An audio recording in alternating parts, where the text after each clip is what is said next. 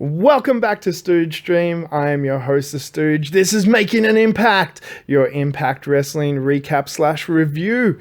We're looking at the episode of Impact Wrestling that aired on the 18th of May 2017. As always, I'm joined by the first male of professional wrestling podcasting, G-Banks. It's alright, people. Sit down. It's alright.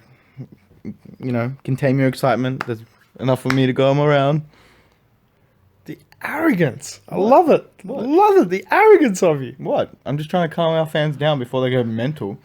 Okay, all right. And as we start every episode, we're going to do a little bit of a shout out to all the people that commented on last week's show. Shout outs to who?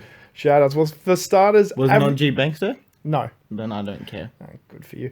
All right, so thank you, as always, Average Boy and Danny on YouTube. We always appreciate the comments. Thanks for watching. Welcome to the Stooge Revolution. And long comment guy, I've actually got his name this time. What's his name? Long comment guy from Reddit, it's Smart Guy 297. Smart guy. Doesn't sound so smart. Oh, he's smart. He was smart enough not to comment on a whole lot of stuff you said. Sounds like a dickhead to me. I don't like him. Thank you, Smart Guy. Welcome to the Stooge Revolution. But let's kick off the show. We started off with L.A.X. on the way to the ring to kick off the Global Force Wrestling Tag Team Tournament. Sorry, I just want to do the gun noises that L.A.X. has in their theme music. I can understand. I want to do it too. Yeah. Like, I get that. So the only problem I had with this whole opening of the show was the fact that the Global Force Tag Team titles were there. I agree. Just completely devalued the beginning of the show. No worries, I agree with you there. Awesome. So we had L.A.X. versus Garza. The lesser Mexicans. Versus Garza Jr. and Laredo Kid. You just had to say lesser Mexicans. People will understand who we're talking about. Garza Jr. and Laredo Kid, I thought were fantastic in this match, as well as LAX being represented by Santana and Ortiz. Get it right, come on. Jesus.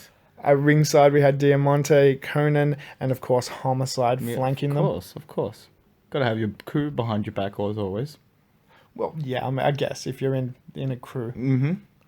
So this was a Lucha Libre classic tag style match. I thought Laredo Kid and Garza Jr. did some fantastic combination moves, like the first pop-up double drop kick, the double moonsaults off the ropes. There was some great combination tag team wrestling. This is what tag team wrestling is. Can we stop talking about them and talk about LAX more? Okay.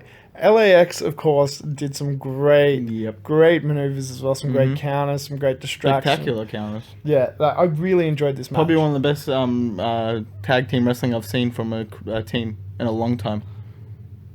I wouldn't go that far, but look, this was... I was in awe throughout the whole match when I seen them. Okay. If you've listened to this show at all, you know I'm a fan of tag team wrestling, and I agree with you. This was a really good match. Thanks to LAX. Thanks to all four of the contestants in the match. I thought it was a really fun, fast-paced, really fluid match. LAX... Yeah, but, skip to all that. Who won at the end? Okay, LAX gets the win with their combination power slam neckbreaker maneuver, which looks really good. Great maneuver. Yeah, I have to admit, that looks really good. Again, really enjoyable match. LAX moves on in the tournament. We'll see what happens with this. And I kind of feel bad for LAX that they move on from the tournament, but hey, it's a bit of extra gold. I reckon they can hock it in for some cash, I guess, after they're done with it. I just want them to do the Shane Douglas to the GFW titles. Throw it down and spit on it. So much. Or hopefully this all leads to Slammiversary 6 weeks away. Let's just unify all the titles so we can stop talking about GFW. Please. We had Bruce backstage on the phone with someone. Bruce, what's he doing there? I hate him. Bruce Pritchard? Yeah. What's he doing? You're not a fan all of a sudden? I thought you and Bruce were mates. Well, I've been hating him since day one, man. Can't stand the guy. Okay, well, Magnus He's a nosy piece of shit. Well, literally. Magnus is not happy with Bruce Pritchard. Bruce points Everyone's out... unhappy with Bruce Pritchard.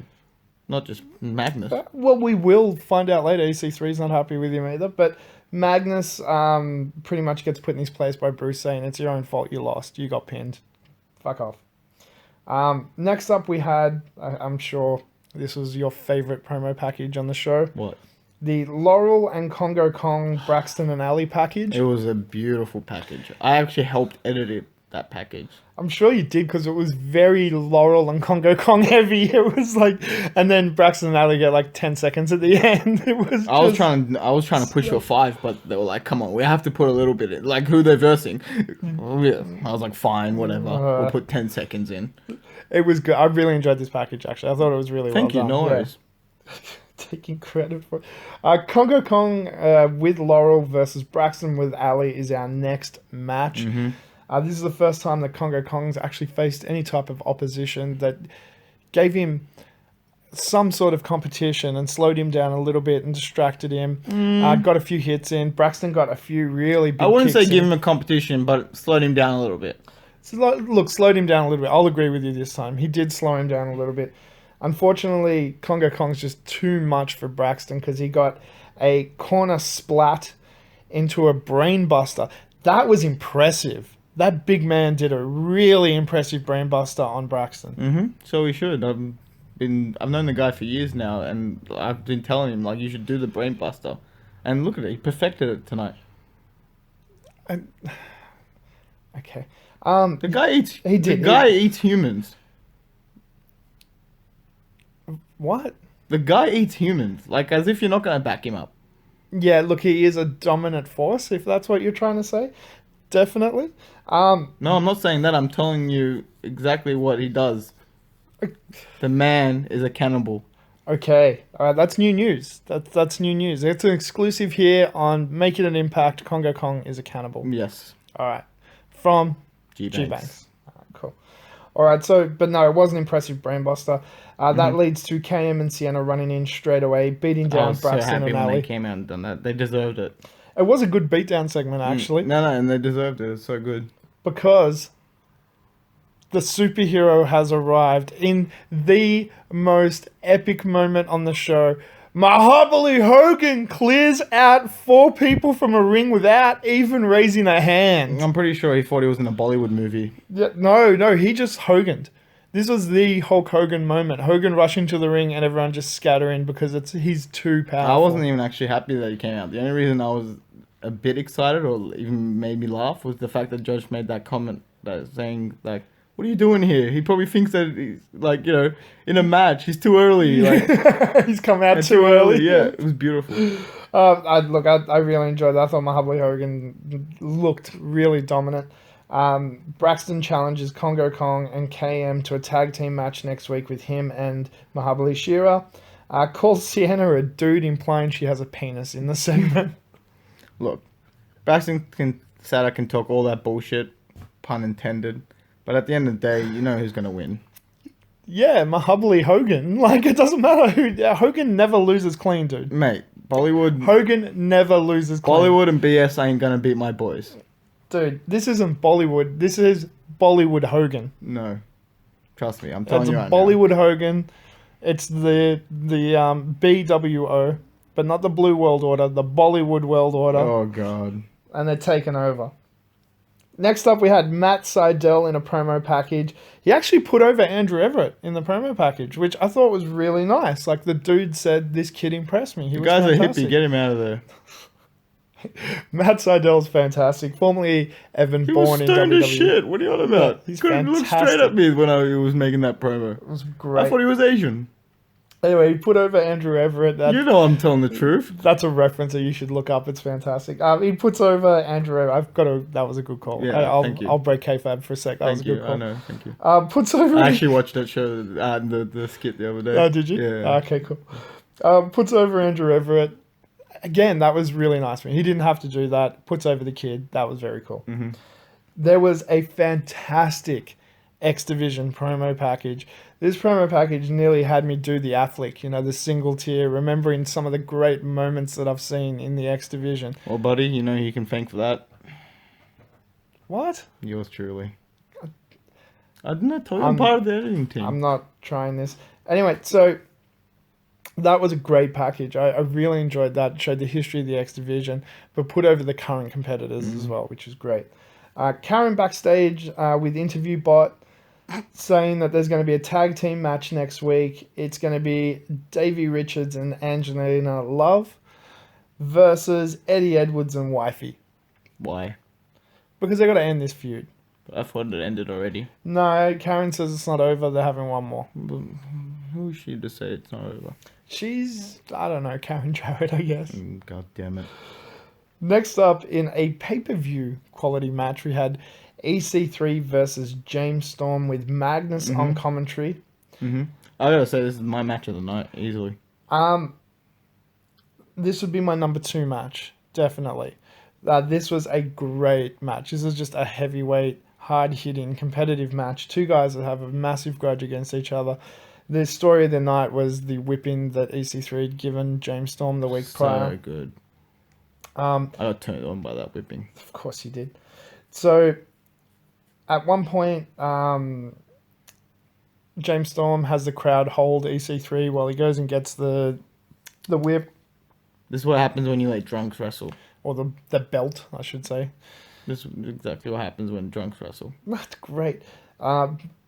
Magnus gets up in his face and stops him from belting That's EC3. the best thing Magnus has done ever.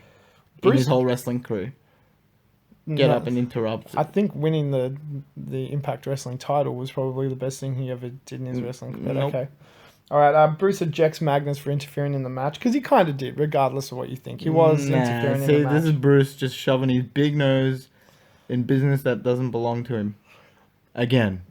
Goddamn Bruce, I've hated him since day one. Anyway, the match continues, and again, it was a really, really good match until the end, where EC3 knocks down the ref, whips him. Storm gets the backstabber on EC3. Yeah, but the ref got in the way. It was just trying to stop him from using the belt, which is what the ref should be doing. Got in the way. Okay. Magnus runs out, pulls him out of the ring, throws him into the stairs, so Storm's out of the way. Magnus and EC3 get into an argument in the middle of the ring. Bruce has got the shits with all of this, gets into the ring and says, that's it. Bloody Bruce. Next week, it's going to be Storm versus EC3 versus Magnus, and this is going to be over. Who is he to make matches? Part of the booking committee.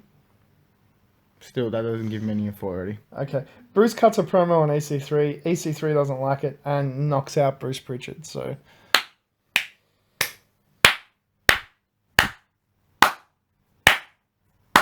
enough. You're going to blow out the sound. So, sorry, I had to just get that last clap in. okay. So we'll find out next week if EC3 will still be part of that match, if he's going to be suspended for putting his hands on an official, or what's going to happen. No. I'll help EC3. I've got some good lawyers. Okay. We do meet a lawyer later on the show. Maybe you can give him a call and see if you can help out. No, he's a shit lawyer. Next up, we had Rockstar Spud in the black and white promo package again. This time he guarantees, even though he's in a wheelchair, he'll be back next week to get his revenge on Swoggle. I'm shaking my head. He didn't mean to take his pants down. I'm shaking my head. I love these black and white promo packages. They're so well done. Rockstar Spud is great. I think we got over the whole midget wrestling era. We get one more match. One more match. One more match. One more match. I don't want it. Fight forever. No, please don't. Next up, we had ODB versus Sienna in a Global Force Wrestling title match. Get it right. Queen Sienna. We had ODB versus Queen Sienna. Thank you. Put the pinky down. Oh. This was a short match, but a good match. I thought, they could have gone a little bit longer, but it still highlighted both of them quite well. And considering the fact that it's a Global Force match, we just want it out of the way as quickly as possible. Yeah, I'll agree. Even though part of the family was there, I wanted it out of the way. Yeah. Sienna won with a giant silencer because ODB is a big woman, so hitting a silencer, that had some impact. No compound tonight. Yeah, no, just a silencer. Cunt smashes, but no compound. Yeah, that was ODB. Yeah. Me and the knockout call-out move, the smell my pussy. Ah, so that's what you call it? Okay. Or the stank face. I like stank face too. Yeah. Now, with the silencer, of course, Sienna retains the Global Force Women's title. Yay. Anyway, next up, JB comes out. What's JB doing there? I He's don't know suspended. what He's not supposed to be there. Thank you. You just took the words right out of my mouth. I was beating you to it. Thank you. But I would be more aggressive. Well, anyway, JB's lawyers got his back and got him his job back. Effective immediately. He'll be calling the main event. Josh is incensed, asking who it is, and of course, His lawyer makes an appearance. It's the return of one and only Joseph Parks. You're gonna do this. You're gonna pretend this is Joseph Parks. Joseph Park is amazing. We're doing this. We're doing this. We're not doing this. Joseph. I'm not gonna stoop down to your level, or the level of these little idiots, because I can't. No. Joseph we're Park- not in 2005 anymore. Joseph Park works for Park, Park, and Park. See, just there. None of the partners are related. I'm not doing this. This is an internationally known I'm sorry, I'm not doing this. conglomerate of lawyers Oh my god. that he represents. It's great. He's a great lawyer. What's wrong with that? I will literally quit the show next week if Parks rocks up again. Oh, he's coming back because there's going to be a tag team match at Slammiversary with JB and Joseph Park versus Josh and whoever he can get. Why? Because he's got no friends, so we don't know who No, he's why are gonna you find. still calling him Joseph Parks? It's Joseph Park. What's wrong with you? Oh no. This is what I have to put up with, ladies and gentlemen. The struggle. People keep confusing him with his brother Chris. You know, Chris Abyss? God damn it. Move on to the next segment. Alberto Otherwise I'm gonna El lose my mind. Patron in a promo backstage after his win of the Global Force Championship last week. Did he steal that title too? Well, he didn't. He actually put over Magnus and said, "Thank you for a great match." But yeah, called him a donkey at the beginning of it in Spanish nonetheless. But this All was I can weird. say is Patron logic. He did put him over though, which was, it was actually kind of cute. Him saying that was a great match, and I promise that I'm going to defend this title and give you great matches in the future to the Impact fans. So we'll see what happens there. But we're up to our main event, the most exciting type of match in professional wrestling. It's an Ultimate X. If you've never seen an Ultimate X match before, the premise is there is a title hanging above the ring. Oh, that's why it's important. I thought it was just because of the letter. Well, no, it's the shape of the ropes is in an X above Yeah, I the thought ring. that's why it's important, because of that. No, and it's the X division. So this is the Oh, Ultimate I X. thought they just really liked the letter X. Dude, what do you think? This is the X-Men or some shit? Like, no, it's the Ultimate X representing the X division, and they hang it off an X above the ring. So you got to climb this Why would structure. they hang it off a Y? I don't know, because it doesn't represent the X division. It'd be better if a Y. Okay. Anyway, they construct a structure around the ring with this X cable hanging above it. You've got to climb it, climb across to the middle of the ring on a cable, and take down the title to win. Mm-hmm. This match was actually really good. It was Trevor Lee, always flanked by Gregory Shane Helms. Woo! That's why this match was good. Well, I admit the Carolina Caveman is fantastic, but we also had the Skywalker Andrew Everett Meh. and the Hitman Low Key. Please don't kill me, Loki. Please, Yeah, please. because you literally look like the Hitman. Yeah, he does, dude. It's great. I'm terrified. I love it.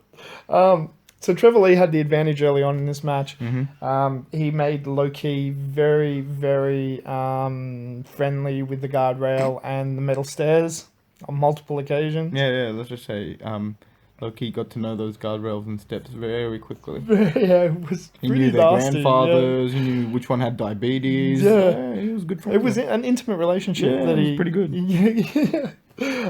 But a lot of this match, or I should say the middle of this match, came down to Trevor Lee and Andrew Everett, which I thought was great, highlighting the younger competitors in the match. They had some great spectacular They should have moves. highlighted a bit more of Greg Shane's Helms a bit. Well, he does make an appearance at the end of the match, but we'll get to that. Andrew Everett did a fantastic reverse Frankensteiner as always. A just unbelievable shooting star press off the middle of the top rope, not off the turnbuckle. That was spectacular. Trevor Lee at one point did just the most spectacular jumping stomp on Low-Key. It was spectacular. It looked so sharp and crisp. These guys, I could have watched this all night long, to be honest. Like, they mesh so Look, well. I usually don't like the X Division because it puts me to sleep, as I always say. But this was alright. This was spectacular. Like, I literally could have watched this match all night. Like, if you had given these guys another 10, 20 minutes, I'll give it like a 6 out of 10. Yeah, I was thinking more like a 9, 9.5. Anyway, Yeah. so Each to their own.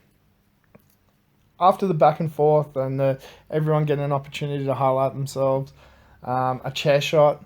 Trevor Lee throws a chair at Andrew Everett, who's trying to get to the title in the middle of the ring. One of the greatest throws in wrestling history. Gregory Shane Helms carrying Trevor Lee while he's pulling himself along the rope. That's always a cute spot. It is. That's why you gotta love Harry Helms. Yeah. Harry Helms taking a couple of hits from Loki, which was great to just see. Even if it's him taking a bump, I have to admit I'd love seeing him in the ring. Loki's got to show a bit more respect to the guys that pioneered this industry, but whatever. Yeah, dude, I don't care. As I said, even if it's him just taking 1 or 2 bumps, just seeing him in the ring is awesome. But inevitably, there was a just nasty, nasty spot in this match, which there is in every Ultimate X match. And I don't mean as in, like, you know, somebody got hurt, which thankfully no one did, of course. No, I just mean one of those spots where you're like, oh. And normally it's like somebody falling off the cable, someone doing a spectacular flip, someone... In this match, it was just Loki punching a chair so goddamn hard. I'm surprised the chair or his hand didn't explode. Mm-hmm. That was pretty hard. That was just It nearly shattered my eardrums. Yeah. He just smashed that fucking chair That was a right big into shot, Trevor yeah. Lee's face. That was great. Good spot. I'll admit that. Yeah, that was a great spot. And for the rest of the match, Loki sold his hand. So part of the story of this match was Loki not being able to climb the structure to retain his title. So he figures out another way. Climbs all the way outside to the top and drops down onto the cables while Trevor Lee and Andrew Everett are both scaling a cable each, trying to get to the middle. Stomps on both their hands because he's holding the middle structure, holding him up. Retains his title. Very cool shot was him just sitting there with the title in his lap on top of the ropes. I thought that was just a very cool, like, from a production point of view, like that just looked epic with the crowd in the background and him fucking sitting there with the title. Yeah, it was alright. A shitty outcome, but it was okay. What do you mean a shitty outcome? Loki, who was in the first X Division match, retained his title all these years later. Nah, Trevor Lee deserved it. I don't know, man. I don't know. I think Loki put in a great performance, and not only that, like, so let's break kayfabe just for a second. Like, Loki's a dude that doesn't have to sell for people. He's Loki. Like, he doesn't have to sell. He sold for Trevor Lee and Andrew Everett and made them look spectacular. He raised those guys up to his level, and they're so young still. The potential that they've got, like, when they're his age, they're going to be in his position. Yeah. They're going to have his level of respect because they are just so fucking He's good. paving the way. Yeah, but no, Trevor Lee and Andrew Everett just on their own are so fucking good. Those guys are amazing in the ring. And again, they're so young. Like, they're that good now. Imagine how good they're going to be in 5 years. So Yeah, no, they haven't even started to peak yet. yeah. That's the scary thing. It's scary, isn't it? You're just like, holy shit. All in all, I thought this was a great episode of Impact. This would have been a fantastic go home to a pay-per-view show, but we've still got 6 weeks away to Yeah, till the the Slammiversary, yeah. The Congo Kong was great. Yep, as always. Yeah, I have to, like, that's my first shout out this week. Congo Kong was Yay. great. That was awesome. We didn't get to see Biff though. Yeah, there was no Biff. bit sad I didn't about get it. to play the Back to the Future music this week. I'll call him and see what's going on. Yeah, find out. Yeah, Find out I'll before find out. next week. EC3 and James Storm was Yeah, your match of the night, as easy. you said. And my match of the night was the Ultimate X match. Yeah, it was alright. I thought that was great. And even the L.A.X. Versus the Garza Lester Jr. Mexicans. versus and Laredo Kid, even though it had the stink of the Global Force Tag Team Tournament on it, was still a really good match. Like, Yeah, it was. and they progressed stories. They did everything right. I can see the progress from week to week. Like, they're just getting better and better and tighter and tighter. Moving forward, we've got shooting in India coming up soon. We've got Big Well- shows. big shows. World of Sports is going to be relaunching, which is being run by Impact Wrestling. So that's going to be awesome as well. So we may cover that too if we get time, because goddamn, there's too much wrestling. Yeah, a lot of wrestling now. Did this weekend? There's 2 pay-per-views. Wow. There's a NXT Takeover and whatever the stupid name WWE pay-per-view is, but there's so much wrestling, and New Japan's Super Juniors tournament, I think, has started. Oh wow, okay. Yeah, there's way too much wrestling Mhm. on.